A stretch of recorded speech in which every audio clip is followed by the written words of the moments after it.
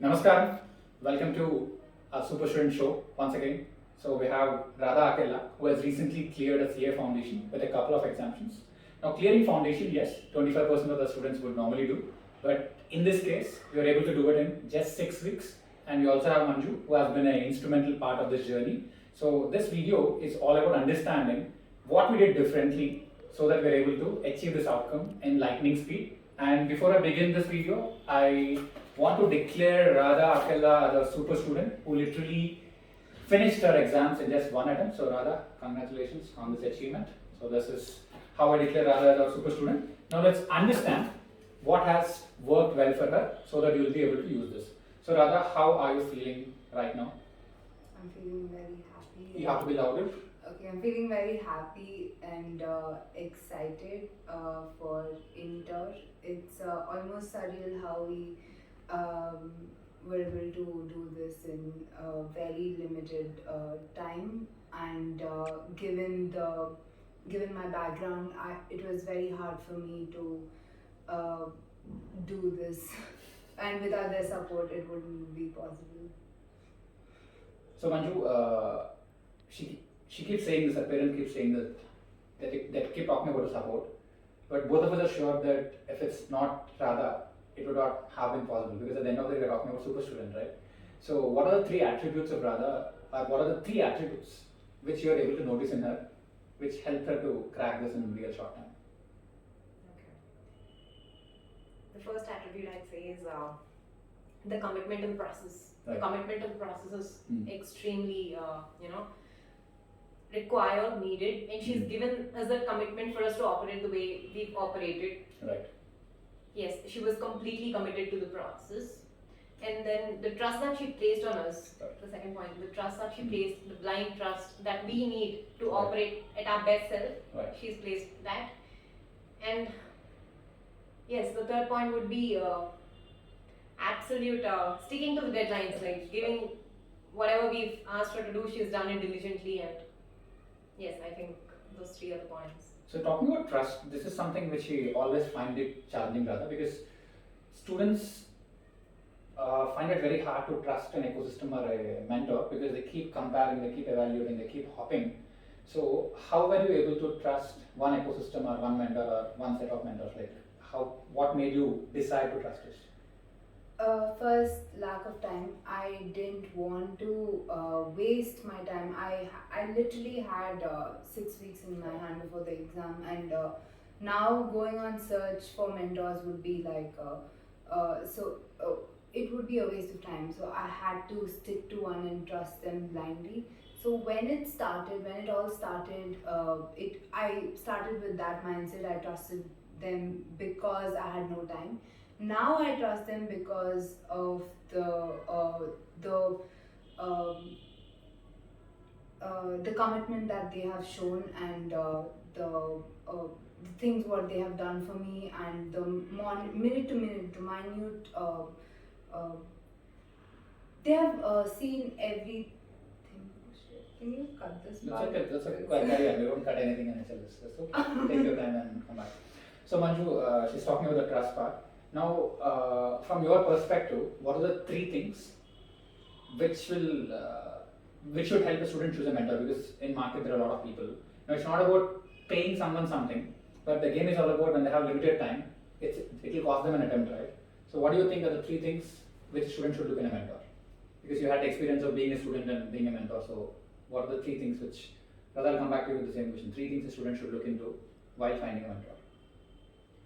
I think initial conversation, I mean, you should be able to evaluate if the mentor is the right fit for you in the initial conversation itself.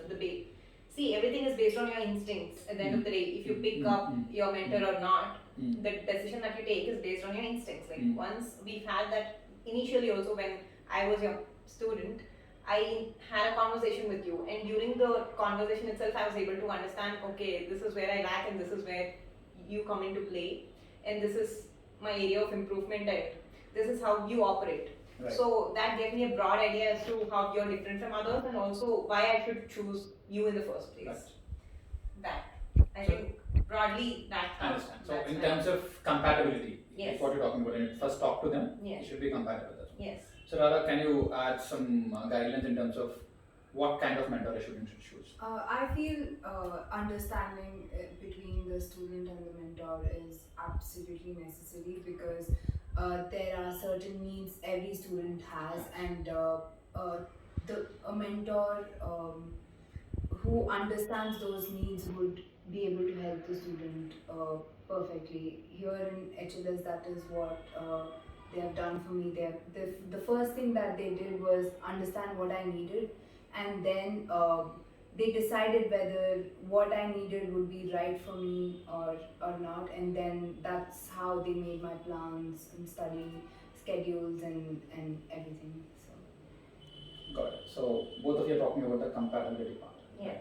Now, in terms of students understanding mentorship as a process, now one is choosing the right mentor. People don't understand mentorship because they talk about coaching, test series, revision videos.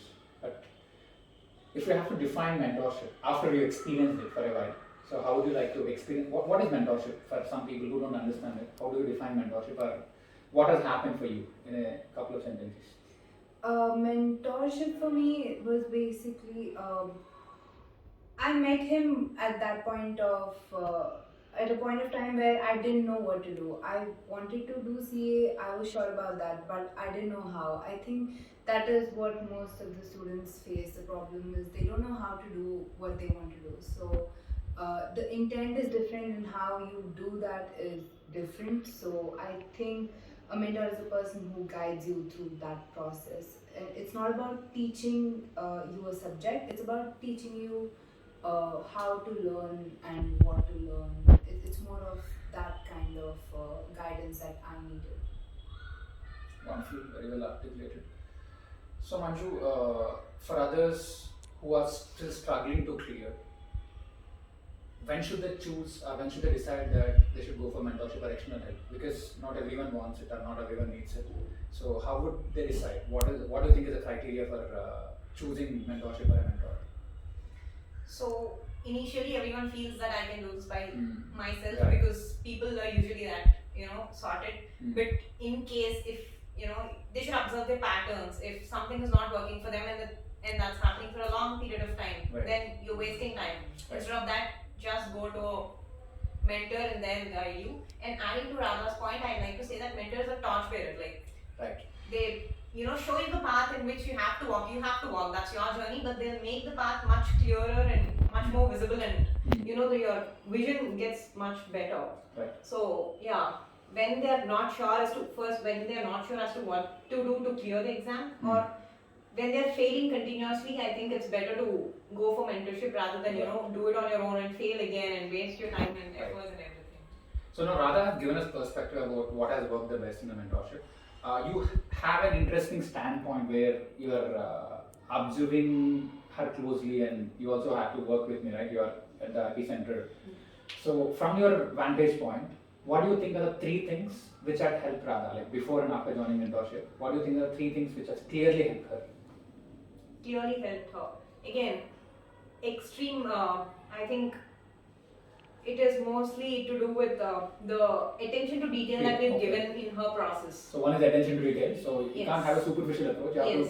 to dig deeper. Yes, Attention to detail. dig deeper. And every time a plan failed, we've come up with multiple, ways. We've literally had meetings where we discussed where this plan is not working. So what is plan B? What is plan C? And why is this not working? We went to the depths of each